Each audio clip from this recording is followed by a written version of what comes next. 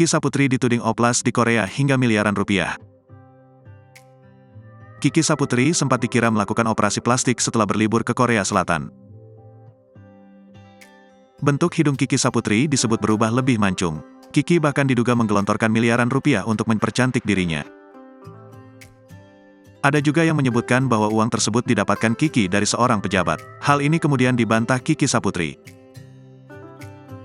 Ia menanggapi bahwa uang miliaran rupiah lebih baik ia gunakan untuk beli rumah daripada operasi plastik. Kiki juga mengatakan bahwa jika benar ia melakukan operasi plastik, penampilannya seharusnya berubah drastis.